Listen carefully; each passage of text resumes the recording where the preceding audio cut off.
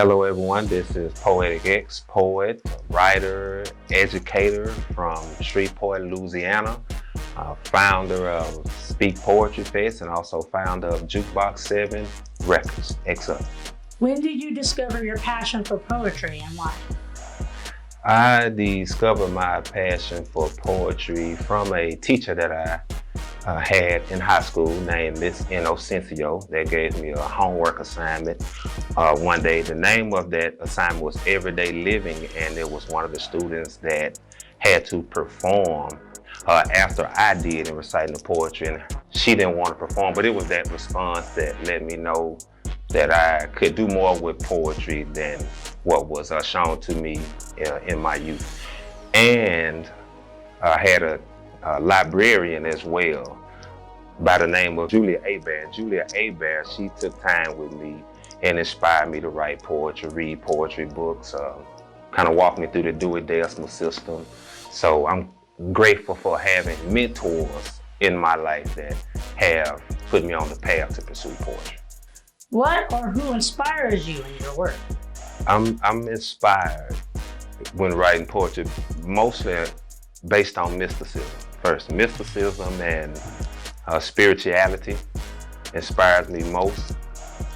Persons that, maybe have questions, auditing their very own life experience.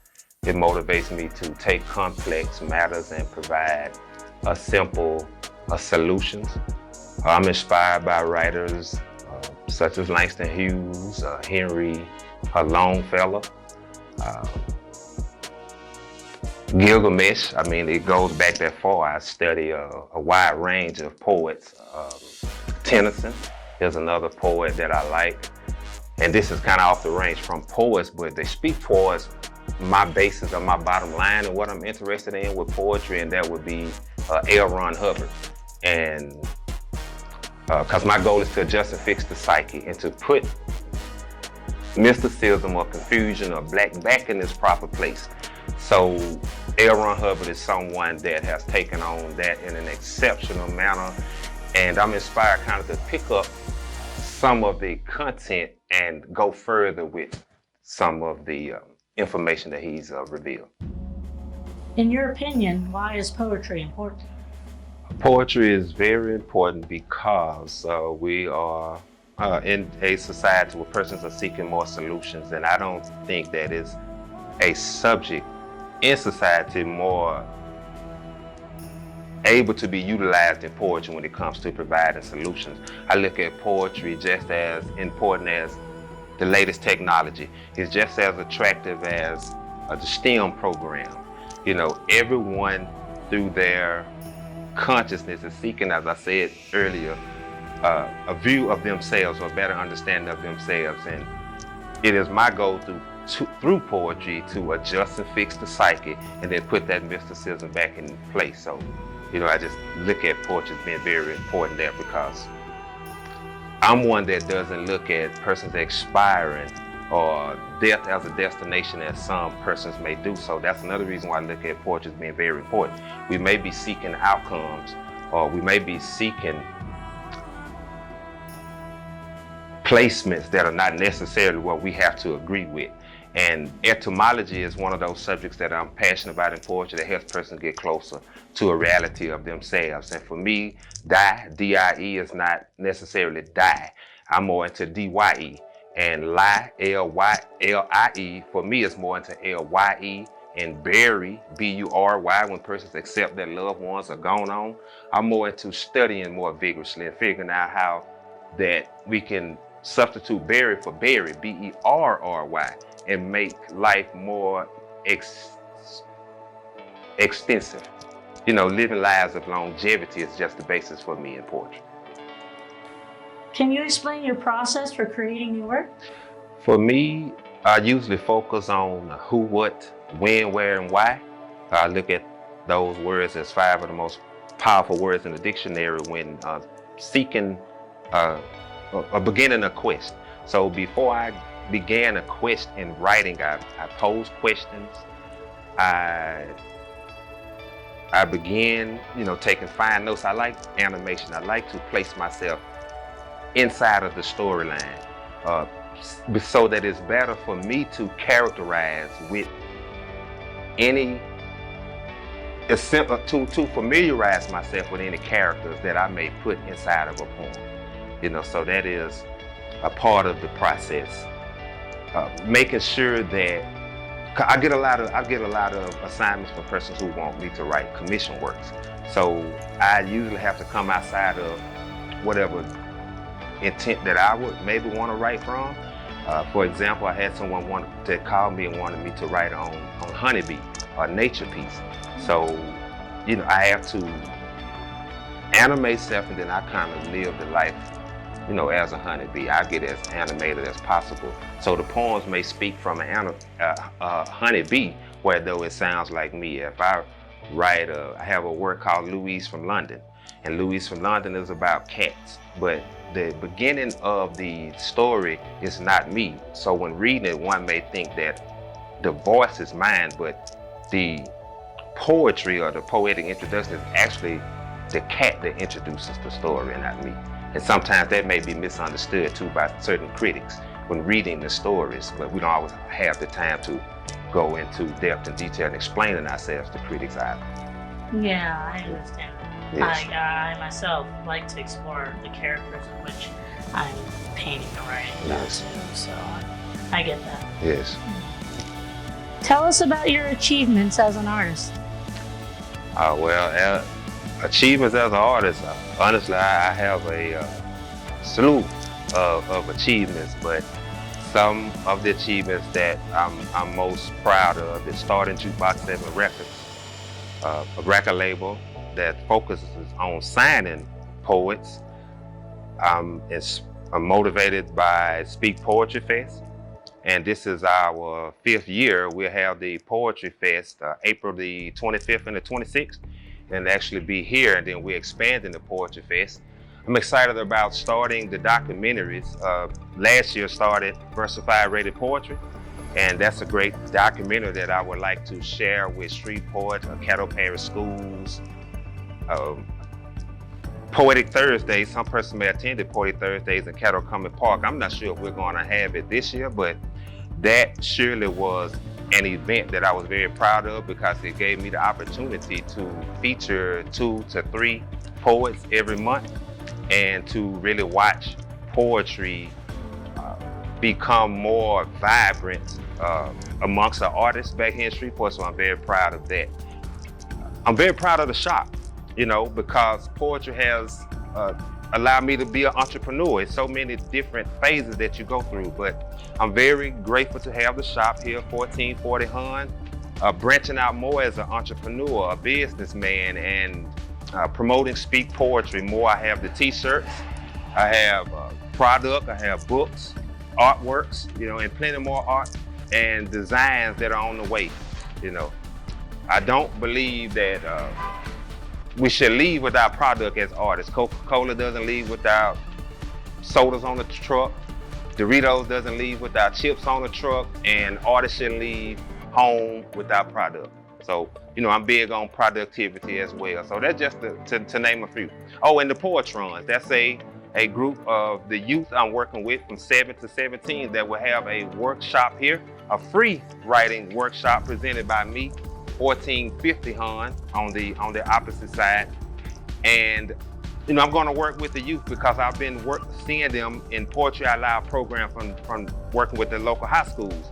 But what I also see is that they have far more of an ambition to pursue poetry after those events are over.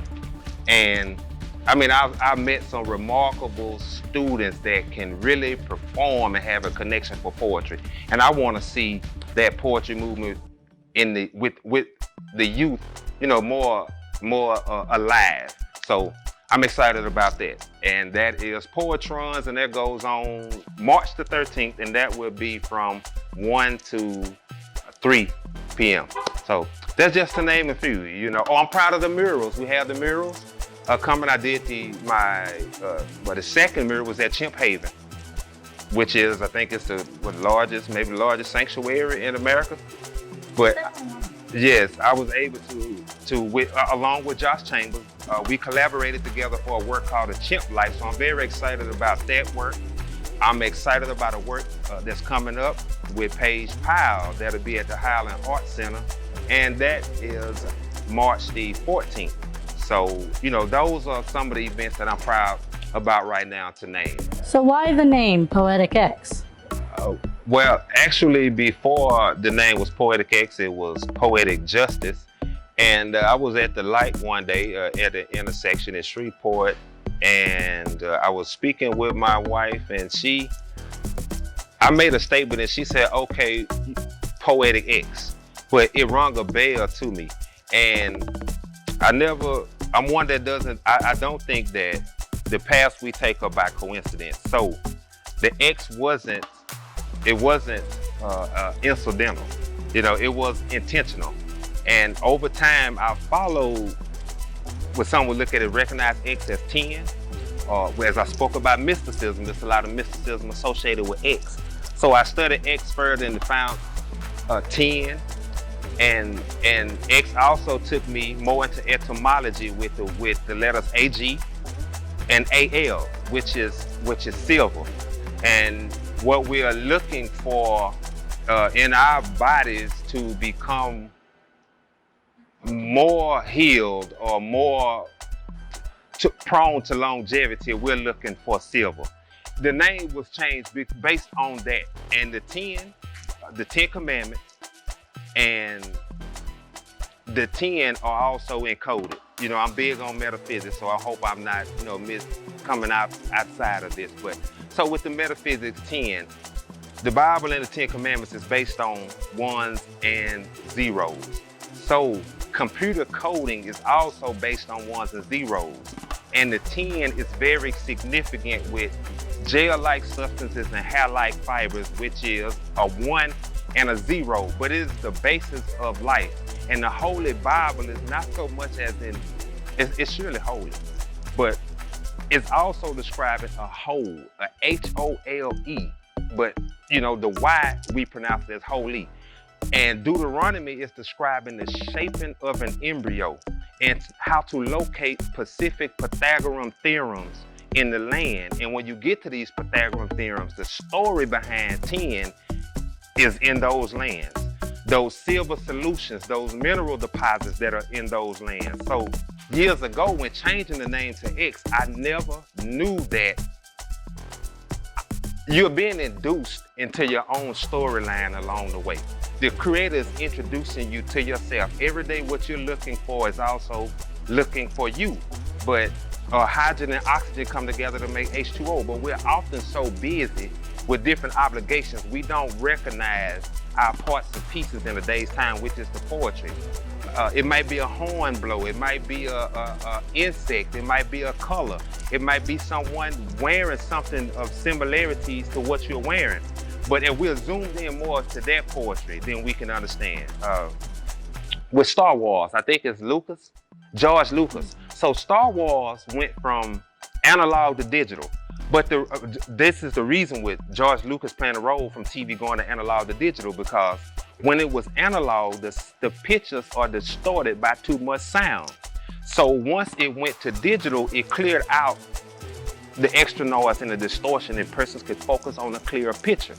Well, just as they updated, we have to update ourselves too. Anytime the technology in the land update, it's a sign for us to update our own technology. You know, so that was major in watching that transformation that took place with TV. But that is ever more why poetry is important. You know, because we had to go from analog to digital. We're hearing a lot of the extra distortions, but we're not getting a clearer picture of who we should be. We're not getting a clearer picture of our relationships. Signs and symbols come to us.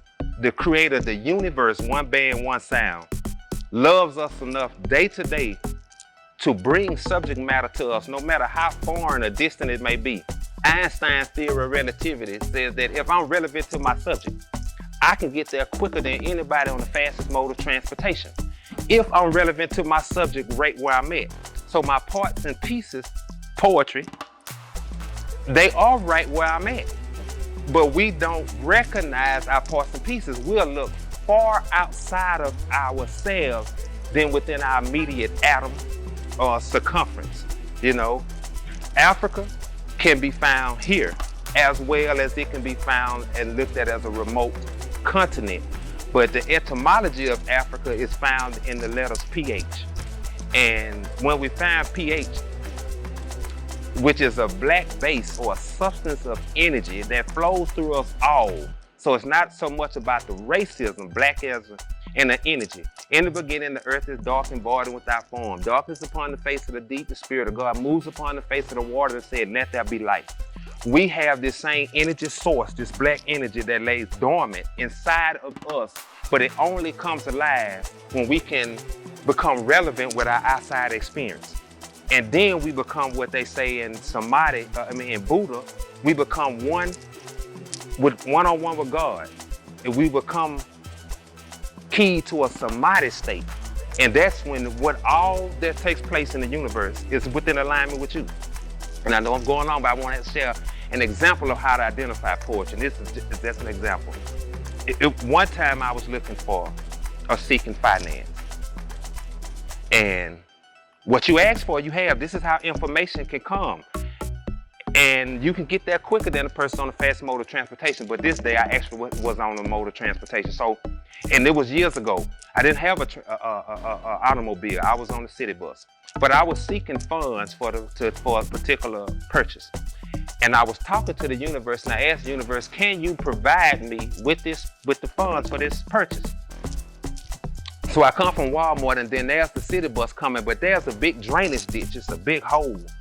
And there's a sheet of paper that begins flapping in the hole. And it's a thin sheet of paper, but the hole is a big hole, so the sheet of paper could have went inside the hole at any time.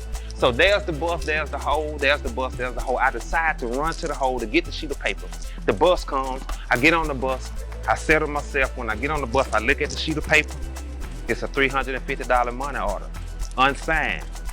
But I've seen that make manifest so many times from the mind, because once we ask for manifestations, they show up in the form of information, which would be a human, which would be an animal, a sound, a color. So there in the background is the ability to put poetry together outside of a world that's trying to get to know poetry right now, because the world can't discover us at all. We're trying to discover ourselves, to each one teach one, to a celestial prophecy.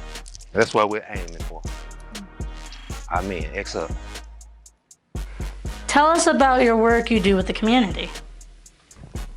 Oh, I do a lot of work with the community. The workshops is one of my main work activities that I do in the community.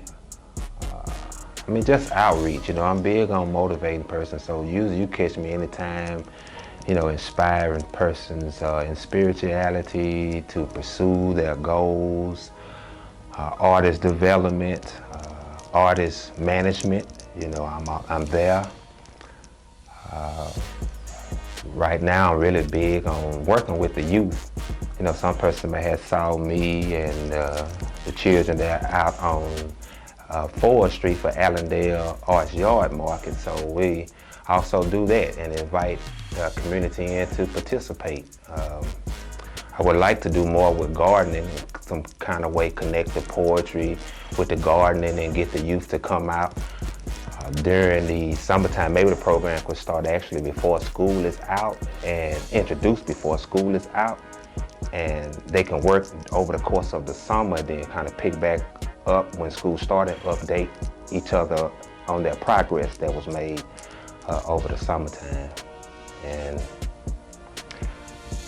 just the writing, I would like to give maybe with the elders sometimes, start writing sessions with them, locations, where they're at, free their mental, catch some of those stories that, or talk about some of those stories that person don't often show up, and ask some questions to make them relevant to the now. So yeah, I'm pretty much north, south, east, and west in the community, but the basis or the bottom line for me is poetry. you know, who wants poetry? Everybody. And I got plenty of it. I say that I'm the #1 supplier of poetry, you know, so I'm looking forward to just building more. What advice would you give to someone just starting off as a poet? Document as much as you can. Don't be intimidated by what seems to be evolving, you know, around you. Go out and visit as many open mics as possible and get familiar with what's going on, you know, in the area. Be vigorous about your study and your research, because I've met many poets that are not in tune with themselves, but what it lacks is just the ability to research and discover. So surely just get out and research, discover more of your interests, your strengths and your skills, and, you know, go out and practice, and don't be afraid of no's. You know, somebody tell you a no, you know, you study seeking for a yes. Laws of average state, if you ask 200 persons something, you will get 20 yeses. So, you know, if you're pursuing poetry and persons, you know, you have 180 no's, then just count on them last 20 to be 20 yeses. You know, and always just write, sign off on your poetry, you know, as I do. Each one teach one, you know, get with other poets and create writing groups, writing circles. We need more literary bases here as they are on the East Coast. And I would like to also, well, for poets, try to bridge the gap between yourselves and other markets where poets are in existence at. You know, because you may be in a space where you're less motivated because you don't see poetry thriving where you're at. Well, research some of those other spots. The Rockin' Cafe is a spot that you can look up. Button Poetry is a space that you can look up. Bus Bars and Poets, they have a lot of performance venues that you can look up. Poetry Lounge is a section. There's 7 in Houston that provides a poetry outlet, you know, and if you can't get a hold of any of those persons, as always, you can get a hold of Poetic X if you're looking to begin a path to poetry, because I am accessible and I am approachable, and I'm pretty much all over online, all over the internet. So if you come to me directly, I have a passion sincerely to work with others. I'm focused on tapping into the goal that others come to the table with. You know, we as persons, we don't know how to benefit from relationships or utilize relationships. We destroy relationships more than we are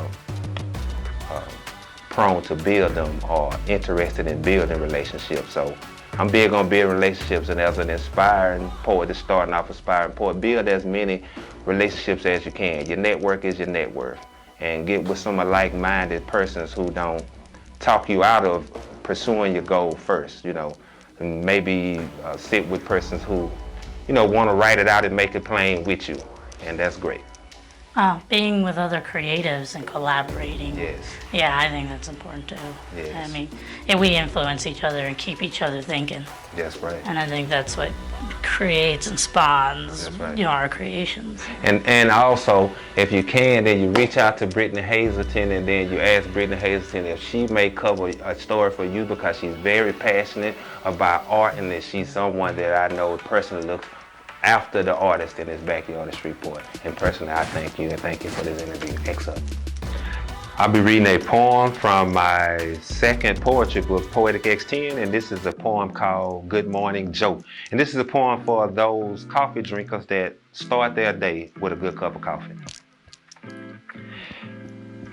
Inspiration may take the morning in any direction. Sure, I have my feel of serenity at dawn. Productivity paces the traces of my poetic collection. Tasks need to be completed. To-do lists have to be done. Quiet thought says to me, spring into action. Be proactive and activate those arousing dreams. An empty cup appeals to my satisfaction. A quiet thought says, fill it up with grounded coffee beans. A full cup of fresh coffee, now I'm good to go. Blank pages say, hello, poet. I replied, good morning, Joe. Excellent.